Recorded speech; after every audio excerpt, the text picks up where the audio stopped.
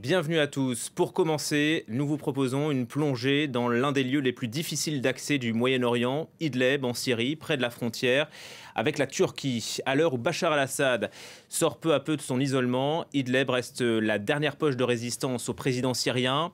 Une zone de 4,5 millions d'habitants, contrôlée par des islamistes du HTC, s'y côtoient des rebelles armés, des millions de réfugiés et quelques chrétiens. Wassim Nasr, qui est ici en plateau, a pu se rendre sur place en disant c'est une première pour un journaliste français. Bonjour Wassim. Bonjour. Vous revenez avec des informations exclusives, avec des photos, avec des vidéos tout aussi inédites. Votre voyage a commencé en Turquie. Effectivement, donc ça commence, le passage se fait par un passage frontalier avec la Turquie, évidemment. Et ça prend du temps. Déjà, les préparatifs de cette mission, j'ai envie de dire, ont pris plusieurs années, plusieurs tractations, négociations, plusieurs acteurs qui ont dû s'accorder, en tout cas, pour que ça puisse se faire. Et évidemment, avec une prise de risque bien réelle, parce que c'est une zone de guerre, plusieurs factions sont présentes, mais on va dire que les conditions étaient réunies. Et là, on voit sur cette carte quelques localités que j'ai pu visiter, et on va développer par ailleurs. Donc l'entrée par le passage de Bab el-Hawa dans le réduit d'Idlib. Donc dès qu'on rentre, le plus frappant, c'est une grande route, donc goudronnée. On m'a dit qu'elle a été élargie, avec des palmiers nouvellement plantés. Et on est reçu par un grand drapeau donc, de la révolution syrienne, donc le drapeau avec les 3 étoiles rouges, avec donc vert, noir. Et puis un grand drapeau blanc avec la profession de foi islamique écrite en noir dessus. Là, on n'est pas encore à Idlib. Puis on prend la route, cette autoroute qui a été rénovée et goudronnée vers la ville d'Idlib. Et là, on est dans la ville d'Idlib. Et donc on voit le grand drapeau avec la profession de foi, mais aussi les 12 ans pour la révolution syrienne et le drapeau de la rébellion syrienne. Donc ce qui peut paraître anodin comme ça, ne l'est pas. Parce que HTS n'est pas un groupe anodin.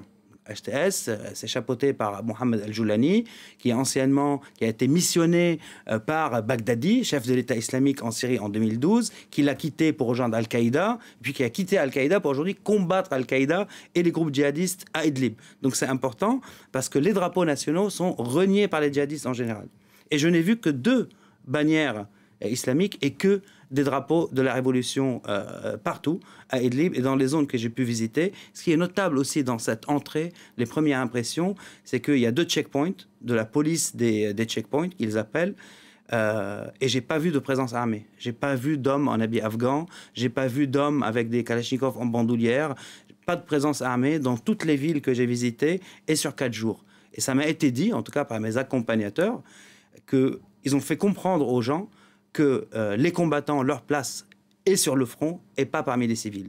Donc 2 choses très importantes qu'on reçoit quand on arrive, ce sont cela.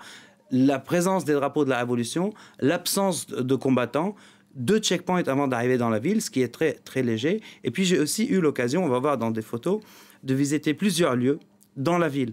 Des marchés, des mosquées, et là c'est la place de l'horloge à Idlib même, donc avec le drapeau de la Révolution, mais aussi de visiter un lieu de lecture, une bibliothèque. On va voir sa photo.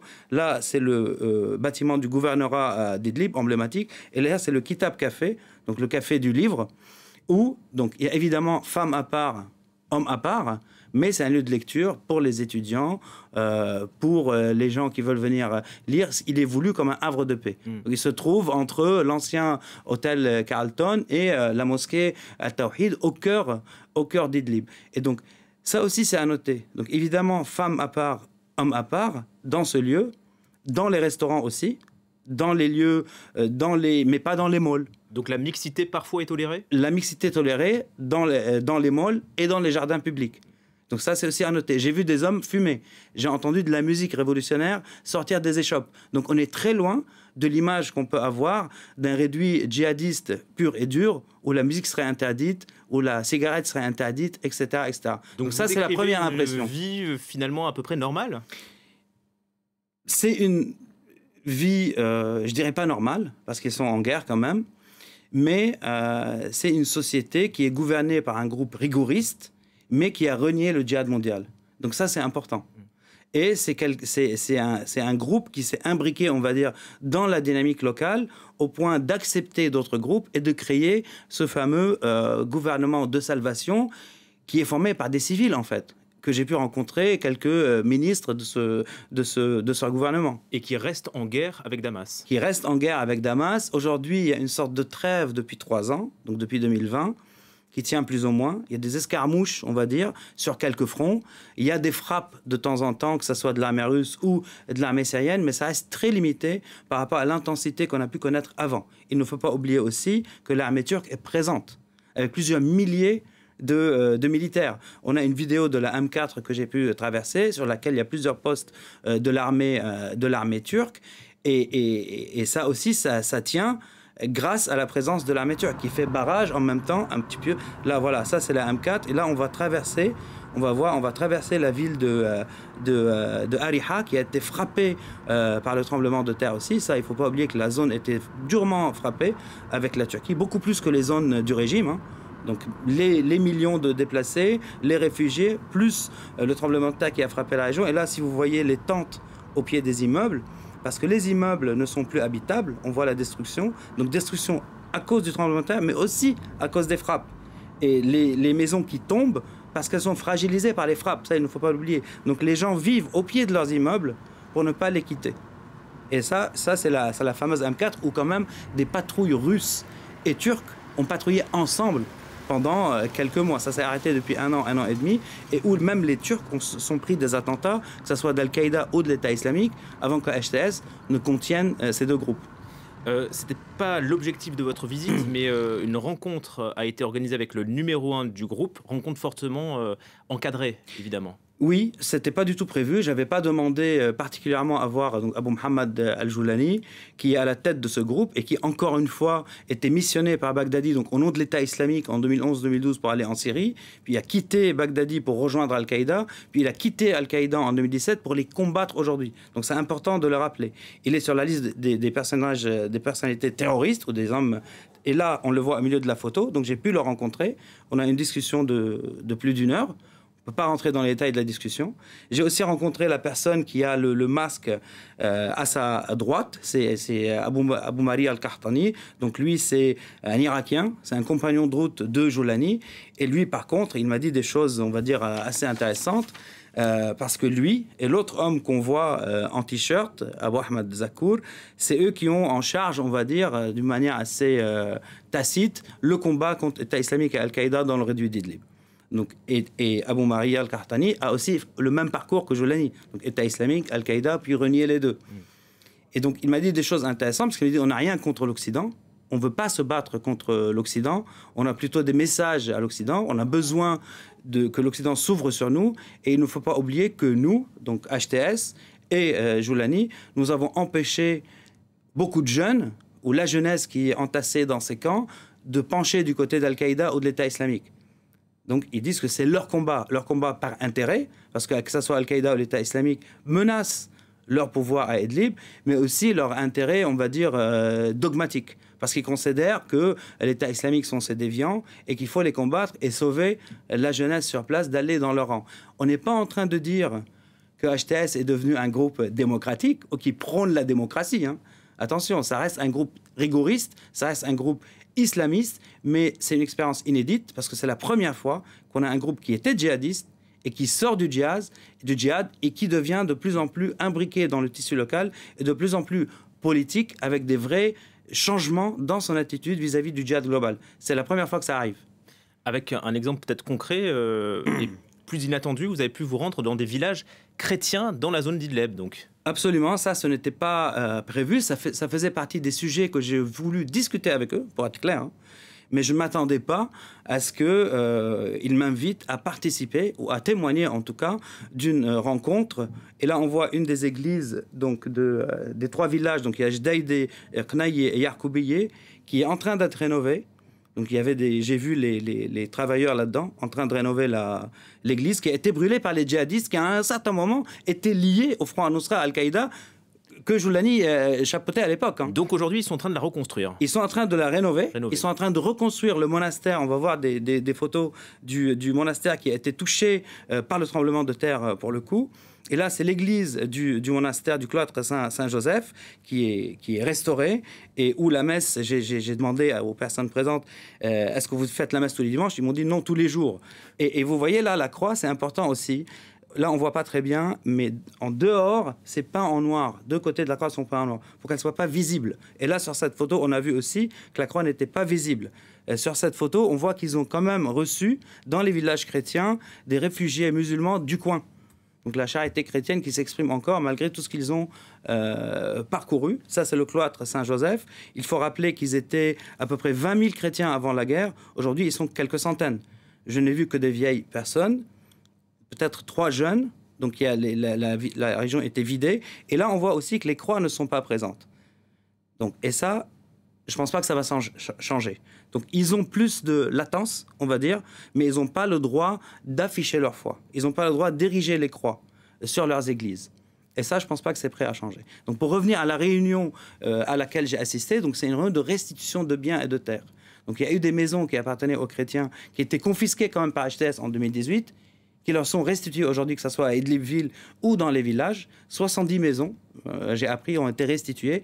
Il reste la question des terres, donc agricoles, parce que tous ces villageois travaillent dans l'agriculture et c'est leur source de revenus. Ils m'ont dit, on n'a pas besoin des organisations humanitaires pour survivre, on a besoin qu'on nous rende nos terres. Et la problématique pour HTS aujourd'hui, c'est que ces terres et ces maisons sont occupées aussi par des djihadistes étrangers. Et donc, il faut faire sortir les djihadistes étrangers. Certaines des maisons ont été, on va dire, restituées de force. Il y a le village de Jdeïdé où il y a une plus grande problématique, par exemple. Il y a une église qui a été convertie en mosquée. Et là, les chrétiens là-bas, ils m'ont dit, on sait que ça ne reviendra pas. Donc, il y a des limites. Évidemment que HTS veut capitaliser sur cette question des minorités, comme le régime l'a fait aussi. Mais d'après les habitants avec qui j'ai pu discuter assez librement, il y a des améliorations depuis au moins 2 ans, avec toutes les limites qu'ils ont. Donc, ils ne peuvent pas sonner les carillons, ils ne peuvent pas remettre les croix sur les églises. Mais il y a des messes tous les jours. Mais il y a des messes tous les jours. Donc, ça démontre la ténacité de ces gens, leur détermination. Et il faut rappeler aussi que je suis le premier journaliste, donc avec France 24, à rentrer dans ces villages depuis au moins 10 ans. Dernier volet de ce carnet de route, Wassim, les 1,5 million de réfugiés et de déplacés internes. Ils vivent dans des camps dits de la dignité, mais ce sont des camps hors de contrôle, clairement. Ce sont des camps immenses. Je ne dirais pas hors de contrôle, mais en tout cas, le gouvernement de Salvation cherche à les contrôler. Comment? Déjà en recensant qui est dedans. Parce qu'il n'y a pas que des Syriens. Il y a des Syriens, il y a des Irakiens, parfois il y a des Français. Mais ça, c'est possible? Ils de essaient, savoir, de les identifier. Ils essaient. D'ailleurs, très bonne question, parce que j'ai posé la question au ministre du Développement et des questions humanitaires, qui s'appelle Mohamed Bachir, à Idlib, qui m'a reçu pendant plus d'1 heure. Et il m'a dit, les gens sont récalcitrants. Ils ne veulent pas être recensés, parce qu'il y a cette peur des... Là, c'est le village de Atme. Donc, les camps sont juste en dessous. Il y a une petite vidéo, on verra toute l'étendue des camps. Et il m'a dit, les gens n'ont pas envie d'être recensés. Mais nous, on contourne cela, parce que pour toucher les aides, il faut qu'ils soient recensés. Donc quand les ONG veulent donner, parce que tout passe par les ONG, et eux, ils n'ont pas d'argent, HTS. Ils invitent les ONG à venir, ils invitent les Nations Unies à venir. Quand j'y étais, j'ai vu des délégations de l'ONU rentrer, parce qu'il y a eu un changement après le tremblement de terre. Ça a changé les choses. Et il m'a dit, on essaye de recenser les gens. On a essayé... on va dire, de contourner les lois internationales en disant on va sortir les gens des tentes et construire du dur. Sauf qu'ils n'ont pas le droit, parce que c'est considéré comme de la colonisation. Donc ils ont construit, le mot qu'il a utilisé, ils ont construit des murs en dur et des toits pas en dur. Il a dit on a construit ces maisons-là, numérotées, avec une meilleure hygiène, pour sortir les gens des camps de déplacés illégaux et les mettre dedans et les recenser. Sauf qu'il y a eu le tremblement de terre. Et donc, on a été obligé de mettre dans ce qu'on avait déjà construit plutôt les sinistrés que les déplacés. Et donc, au lieu d'avoir moins de gens dans le besoin, ils ont plus de gens dans le besoin. Et là, on voit l'étendue du camp. Donc, la Turquie est juste à gauche. Beaucoup d'orphelins. Et forcément des djihadistes aussi? Bah forcément, parce que bon, pour être clair, les enfants qui n'ont aucune perspective, ça m'a été dit très clairement. Et on dit si ces gens, on leur trouve pas une perspective et un horizon, les orphelins, les enfants laissés, abandonnés, etc., ils ont deux options. Ils m'ont dit, ou bien ils vont rejoindre l'État islamique ou Al-Qaïda, et au moins devenir des criminels. C'est ça. On m'a clairement dit ça. On m'a dit, si HTS et Joulani et une partie du commandement de HTS sont estampillés terroristes, ou qualifiés terroristes, est-ce que les enfants d'Idlib, eux, sont des terroristes? Et c'est une vraie question. Parce que 4,5 millions de personnes, 1,5 million de personnes dans les camps, donc déplacées de force ou de gré. Donc de gré, les gens qui fuyaient les bombardements, mais aussi de force, avec tous les deals de pacification qu'il y a eu dans la région de Damas et ça, où les gens étaient mis dans des bus et convoyés vers Idlib. Et c'est une vraie question. À Idlib aussi, il y a 200 ressortissants français, entre femmes, hommes et enfants, libres de leur action. Donc ça aussi, c'est une autre question qui est aussi à régler. D'ailleurs, HTS essaye de régler le problème des djihadistes étrangers en les poussant à partir. Certains partent, certains ne veulent pas partir, certains sont tués par les Américains via des frappes, surtout Al-Qaïda et l'État islamique. D'ailleurs, je suis passé à côté de la maison du deuxième calife de l'État islamique et les gens sur place m'ont dit que pour camoufler sa présence, et c'est vraiment dans une zone résidentielle, hein, il se faisait passer pour un maraîcher et tous les jours, il descendait sur le marché de Hatmé vendre ses légumes. Voilà la vie à Idlib, des infos exclusives, des vidéos, des images que vous nous avez rapportées. C'est signé Wassim Nasr. Votre carnet de route est à retrouver sur france24.com. Merci encore Wassim.